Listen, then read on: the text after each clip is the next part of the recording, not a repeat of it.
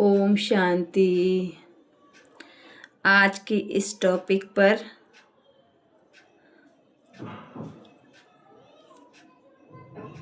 हम नेक्स्ट वाणी पे बात करेंगे, जिसमें मदद लेने का साधन है हिम्मत। दादी संतरी जी के तन द्वारा बाबा ने ये महावाक्य उच्चारण किए हैं। 27/8/1969 के महावाक्य हैं। आइए सुनते हैं। आज छोटे बगीचे में सैर करने आए हैं, रूहानी बच्चों से सम्मुख मिलने आए हैं।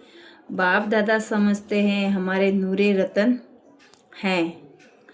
नैनों का नूर बच्चे हमेशा रूहे गुलाब सदृश्य खुशबू देते हैं। इतनी बच्चे में हिम्मत है जितना बाप का फेथ है। आज बच्चों ने बुलाया नहीं, बिना बुलाए बाप आया है। यहाँ अनादि बना बनाया कायदा है। संगम पर सजाने के लिए बाप को बिना पूछे ही आना पड़ता है। आज बच्चों से प्रश्न पूछते हैं। आज बगीचे में जो बैठे हैं अपने को ऐसा फूल समझते हैं जो किसकी गुलदस्ते में शोभा देने लायक हो। राखी हर एक को बांधी गई हुई हो। राखी बंधन का रहस्य क्या है? तो आज बच्चों से मिलने आए हैं, बहुत बड़ी जिम्मेवारी उठाई हैं। छोटी छोटी जवाबदारी जो उठाते हैं वो कितना ही थक जाते हैं।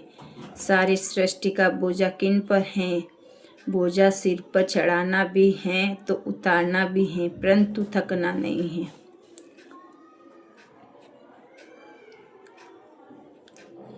बच्चों को थकावट क्यों फील होती है? क्योंकि अपने अंदर रूहे गुलाब रूह नहीं समझते। रूहे समझे तो देह से न्यारे और प्यारा रहे।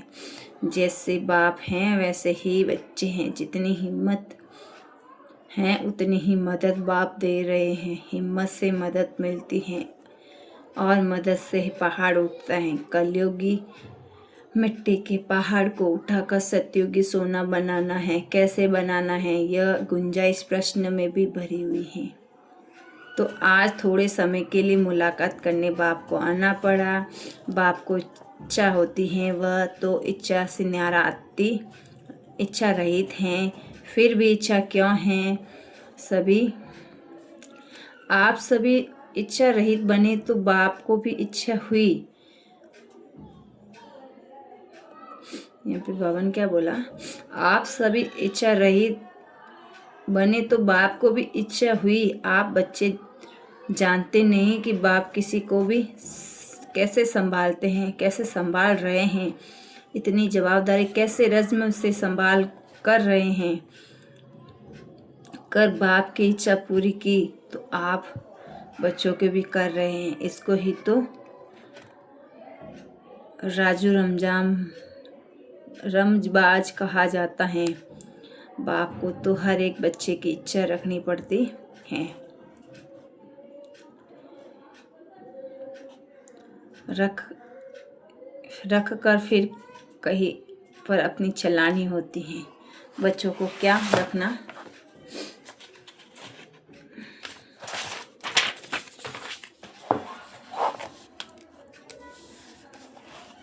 बच्चों को क्या चलाना है? बच्चे सभी नैनों के नूर हैं।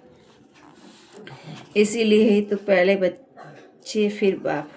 सिर में को भी तो कभी कभी सिर पर बिठाना पड़ता है। पुरुषार्थ करते करते ठंडे पड़ जाते हैं। तो फिर पुरुषार्थ को आगे बढ़ाने की कोशिश करो। तब प्रश्न पूछ रहे हैं कि कंगन पूरा बंधा हुआ है, परत पड़े पर धर्म न छोड़िए। आज के दिन तो विरोधी भी दुश्मन से दोस्त बन जाते हैं। बच्चों को सदैव आगे बढ़ाना है। ताज तख्त जो मिलने वाला है, नज़र उस पर हो। सिर्फ कहने तक नहीं, हम तो यह बनेंगे, परंतु अभी तो करने तक धारण रखनी है। लक्ष्मी नारायण कैसे चलने वाले हैं, कैसे कदम उठाते हैं, कैसे नयन नीचे ऊपर करते हैं, वैसे चलन हो तब लक्ष्मी नारायण बनेंगे। अभी नयन ऊपर करोगे तो देहाभिमान आ जाएगा। मेरे जैसा कोई नहीं, मेरा तेरा आ जाएगा। भक्ति मार्ग में भी तो कहते हैं नम्रता मनुष्य को नयन नीचे कर देती है। हर एक को अपने को सजाना है। सदैव खुशबू देते रहो। लक्ष्य जो मिला है वैसा ही लक्ष्य लक्ष्मी नारायण बनना है।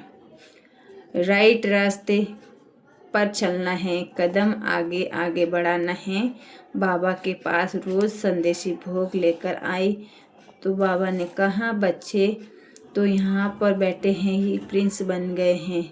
बाबा ने बेगरी टोली भूल गई और वैभव तो वहाँ मिलने हैं। संगम पर बेगरी टोली याद पड़ती हैं तो ही बाप की प्यारी लगती हैं। सुदामा के चावलों की वैल्यू है ना। इस टोली में प्यार भरा हुआ है। बनाने वाले ने तो प्यार भरा है तो बाप और ही प्यार भरकर बच्चों को खिलाते हैं। सिंधी हलवा खिलाया। दीदी सर्विस पूरी करके आई। सब ठीक थे, कायदे से चल रहा था। तब सब डरने की कोई बात नहीं। समय की बलिहारी है। बच्चों को पुरुषार्थ तो हर बात का करना है। समय को देखकर अविनाशी ज्ञान रत्नों को जो कुंड कहा जाता है उसको भरना है, सुहा कर देना है। यज्ञ तो हमेशा कायम ही रहना है। वह यज्ञ तो 10-12 दिन तक किया जा फिर जैसे ही वैसा हो जाता है। यह तो अविनाशी यज्ञ है। शिव बाबा का भंडारा भरपूर, काल कंटक दूर। बच्चों की बुद्धि में सुस्त दूरदर्शी होनी चाहिए। दूरदर्शी करने के लिए ताज तख्त तो दे दिया है ना। अच्छा, आज की वाणी को यहीं विराम देते हैं। यहाँ पे ये हम बाबा ने अपनी वाणी को विराम दिया। हम भी इस वाणी को यहीं पे विराम देते हैं। अब नेक्स्ट मूली हम नेक्स्ट टॉपिक पे पढ़ेंगे। अच्छा, आज के लिए इतना ही। ओम शांति।